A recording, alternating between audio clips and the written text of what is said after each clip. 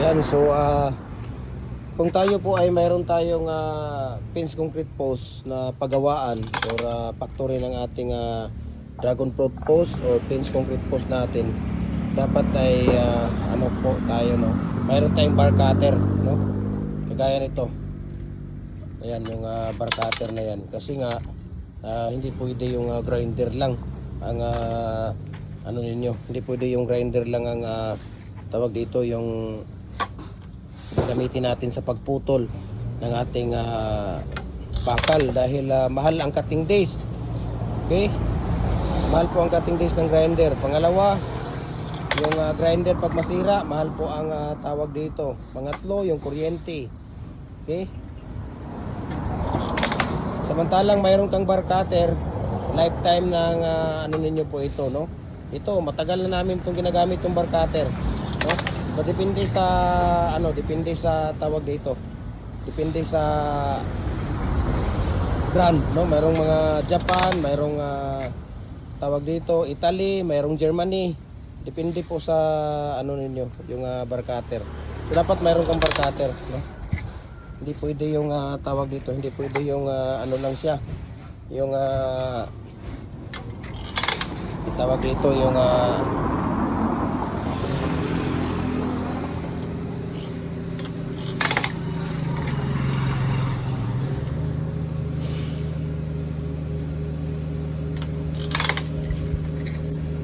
so kailangan natin ng ano, yung bar cutter. Okay, yan sa pagpuputol ng ating paggawa ng 6 feet na pins concrete post, 7 feet na pins concrete post, 8 feet na pins concrete post, or 6 feet na dragon fruit post, or ang ating tawag dito, yung ating 7 feet na dragon fruit post at 8 feet na dragon fruit post, no? Dapat mayroon kayong bar cutter. Itong bar cutter namin, ano to ano po siya, ang pwede niyang maputol dito mula 6 mm hanggang 22 mm, no, na bakal. Yung 22 mm na deform bar or reinforcement bar natin, RCB, no, RSB, no. Ayan, kita ninyo.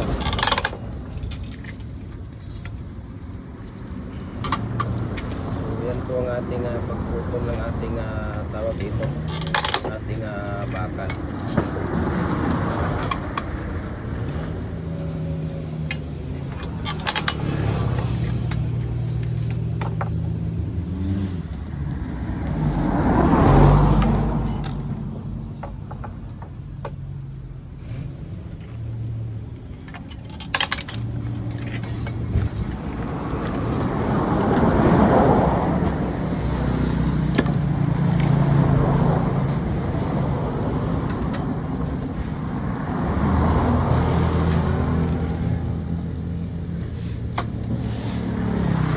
So sa mga mixing natin, no, yung mixing natin, yung ratio natin dito sa paggawa ng dragon fruit post or pins concrete post natin ay makikita nyo sa ating Facebook page, no.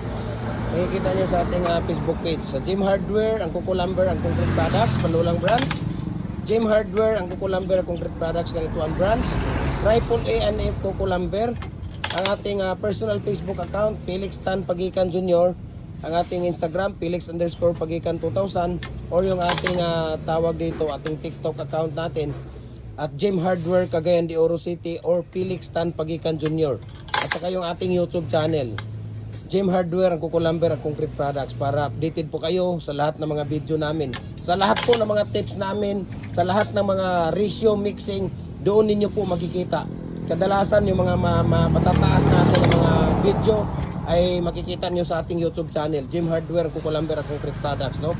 Doon nyo makikita po yung ating tawag dito, ang ating tips, no, sa mga technical na paggawa, ating mixing ratio sa lahat po ng bricks, decorative, hollow blocks, pins concrete post, dragon fruit post, ating ICPC pipe culvert, no, yung culvert natin, yung ating baluster, decorative, lahat po, no, mohon, lahat ng mga mixing natin ay doon mo makikita. So itong ginagawa nila ngayon, anong size to, Dong?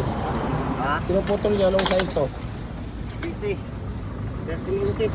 7 feet. 7 feet pala ito na pins concrete post, no? Yung ginagawa nila ngayon. Ayan, nandito si Kuya Rickson. Ayan, bagong ligo si Kuya Rickson ngayon dahil nalasing kahapon si Kuya Rickson. Pag pinainom mo si Kuya Rickson ng Redor San Miguel, puta yung isang kan. Dalawang ano lang niya. Mabilis lang daw niya ubusin pagka kan. Walang hiya to si Rickson pag pinapainom mo. Dalawang ano lang niya, dalawang ungga lang niya, wala na, ubos na yung tawag dito, yung San Miguel niya, tsaka ano.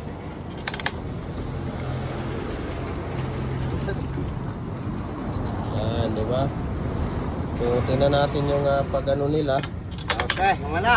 Okay, so dito tayo sa paggawa nila ng tawag dito. Sige dong, gawa ka doon ng ano dong. Tingnan natin si Kuya Rickson. No, habang naghahakot si Kuya Rickson, at papakita natin yung saglit lang kuya ha. Sa paggawa ng tawag dito, habang naghahakot si Kuya Rickson, pinapakita natin dito yung ano, yung ating mga molder. Itong mga molder natin, ayan, kung makikita niyo, yung mga molder natin na yan, ay ano po yan, no?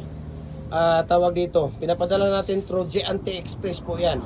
No, pag mga maliliit na mga molder kagaya nito, 3.5 natin na double, commercial, yan po. 6 natin na standard, number 6 na single. Mayroon din tayong number 4 na standard. Mayroon din 3.5 na standard. Lower blocks na number 6 natin, lower molder. Mayroon ding lower tayo na number 4. Ito talaga ang pinaka fast moving dahil ito ang nilalagay natin sa ating mga CR, sa kusina, decorative, no? Para hindi tayo nabubusuhan, no? Ayan, ito pag sa Luzon nasa ano lang siya.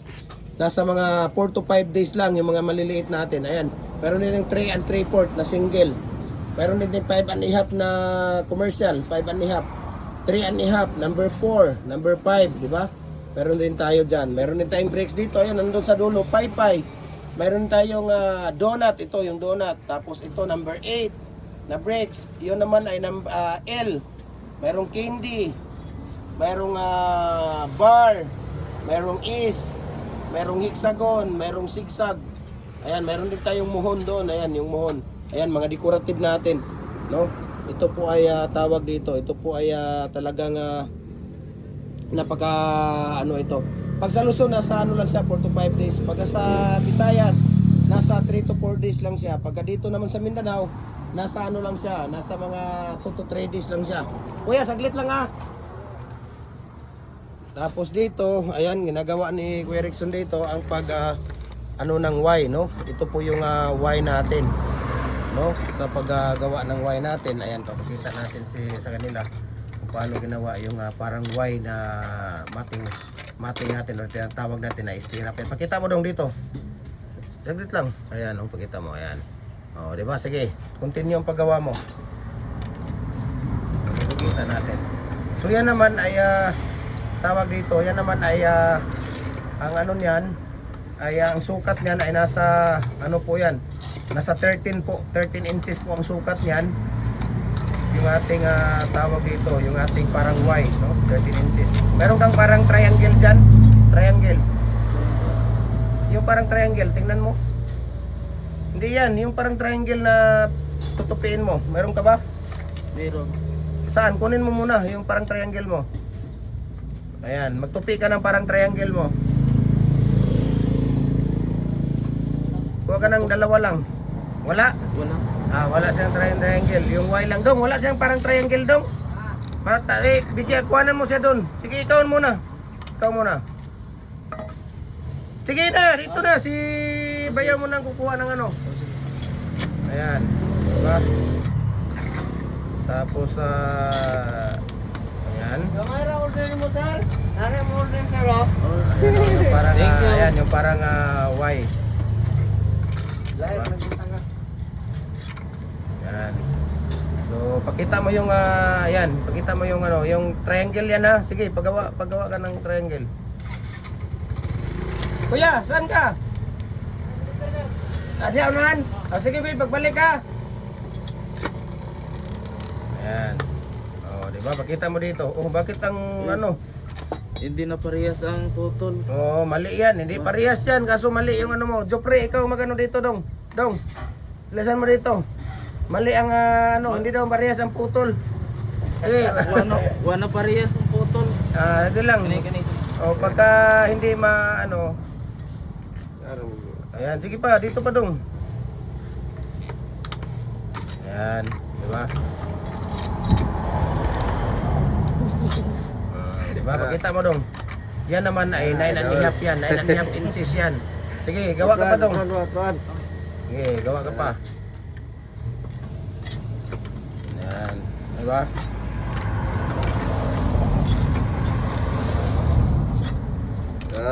Ayan, sige pa. Gawa ka pa ng isa, sige. Puro, try karon.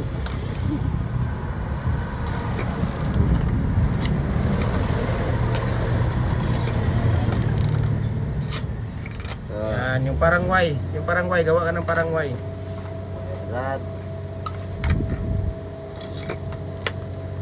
So, ganun lang po, kasimple no, mga idol no. Ayan no, yung parang Y.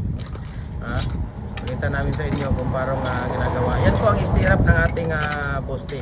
Ngayon naman, punta tayo doon sa paggawa niya. Ayan, okay na yan. Okay, sige. So, dito tayo sa paggawa ng mating. So, ito na po nga yun, no, yung ginagawa niya na mating. No, pagka 7 feet dito, ayan, ito yung mating na ginagawa niya, di ba? Kung makikita ninyo. Tuturuan ko kayo dito. Dito, mula dito, 3 inches yan. Okay, 3 inches. Dito hanggang dito, 3 inches yan. Pag 7 feet, 7 piraso, no? Dito, 1 feet, 1 feet, 1 feet, 1 feet, 1 feet, 1 feet. Yung ano na, magkano lahat ng kuya? 499? Ayan, so yan po ang ano niya, tingnan natin Ayan, di ba? So ganun lang po no, ang paglagay natin ng pakita mo dito, Jupre. Ayan no. Oh, di ba? Yung nakita natin dalawang design, yung parang Y. Sige nga, dito ka nga. Dito ka nga dong. Natin, sige. So yung unang ilalagay niya, pag 7 feet, 7 stirrup din ang ilalagay natin dito. Okay, tingnan niyo dito sa unang paglalagay niya. Tingnan niyo yung unang paglalagay niya dito. Ayan o. Ito yan. Tapos ayan. Diba? So tingnan natin paglalagay niya. Ayan. So kuha tayo ng steel tip dito Kuha tayo ng steel tip dito para makita ninyo kung ano talaga ang sukat ng ating tawag dito, yung ating molder. Okay?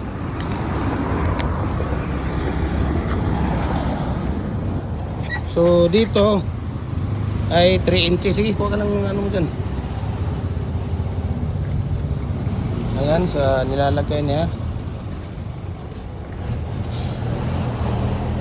Ayan. Tapos dyan 3 inches yan 3 inches po Okay, makikita nyo 3 inches yan. Ayan, 3 inches bago nyo ilalagay yung isa. So ganito lang din ang gagawin ninyo kung 6 feet, 7 feet, 8 feet yung gagawin niyo, kahit 3 feet, 4 feet, basta isa lang ang design natin sa stirrup. Okay, bago maglagay kayo dyan 3 inches. Ayan, kung makikita ninyo 3 inches yan, tapos 1 feet na po yan. Okay, mula dyan 1 feet. Ayan kung makikita ninyo 1 feet po yan, 1 feet. Okay, 1 feet po yan. Tapos dito 1 feet po yan. Okay, 1 feet po yan siya. Tingnan natin dito sa papunta sa kanya. Tingnan natin kung paano niya ilalagay yan. Kasi dito sa dulo ito kung bakit na parang Y siya, napakatigas at napakasulit yung ating pins concrete post or dragon fruit post dahil dito ilalagay yung pang tatlong bakal. So napakahigpit po Talagang napakaganda, napaka-quality talaga yung ginagawa. Parang ganito ang mangyayari niyan. Ayan Oh. Parang ganyan yung mangyayari. Tingnan natin dito. Okay? So 1 feet din dito. Okay? 1 feet din dyan. Ayan kung makikita ninyo 1 feet yan. Okay? 1 feet. So 6 na 1 feet. Nung isang ganito pag 7 feet, 6 na may parang Y. 1, 2, 3, 4, 5, 6. Yung pang 7 nito, yung parang triangle na wala nang nakausli na bakal kasi yun ay ibabaon, yun ang ilalagay natin sa lupa, ibabaon. So hindi na kailangan na nakausli pa siya. So dapat nakatago. Ayan tingnan niyo. 1 feet din yan, di ba? 1 feet. Dito 1 feet. Ayan. 1 feet din yan dito. makikita ninyo nakatago dyan. So napakaganda po, Luzon, Visayas, Mindanao. We can ship, kahit sang sulok mo kayo ng mutok, kayang abutin ng ating cargo. Yan, tingnan natin dito. Ayan o, 1 feet din yan, di ba? 1 feet. Dito, sa dulo, ay ano na yan, 7 inches yan, or 8 inches ang ano yan. Ayan, tingnan ninyo. Di ba, tingnan mo dito dong, ilagay mo dito, sige, sa dulo. Ayan, yan ang bucket, ayan o. Diyan yan siya, sa dulo. Ayan, kung makikita ninyo yan. Para tatalian niya yan dyan, di ba? Makikita ninyo, oh, di ba? Tinatalian na niya. Ayan, tingnan natin na. Tinatalian niya. So 8 mm ang ginagamit natin dito na RSP or deform bar. Tapos number 16 na kay wire ang ginagamit natin dito na pang ano, pang tupi. Ayan, kung makikita ninyo, di ba? Oh.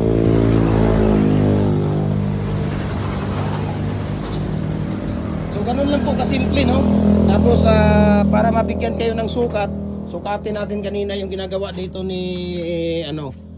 Yan, yung parang Y na ginagawa na dito. Tingnan natin, yung parang Y, kuha ka ng yung parang Y doon isa. Ayan, kung makikita natin. Ayan, ito, yung parang Y. Ayan, yung parang Y na yan. Ang sukat nito ay nasa 13 po. Ayan o, 13. Makikita ninyo, ayan, 13.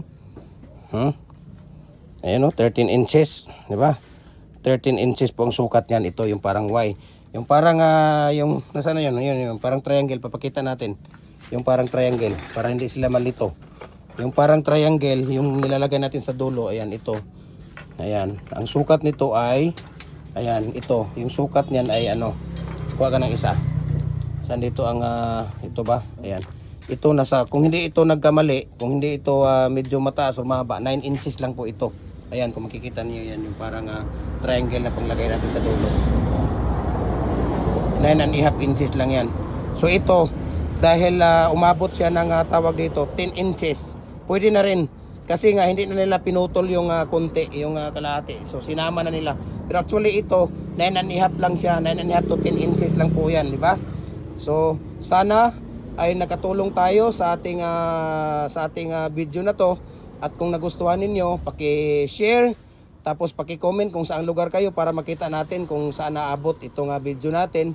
Paki-comment, paki-share, paki-likes. Maraming salamat and God bless po sa ating lahat. Ayan.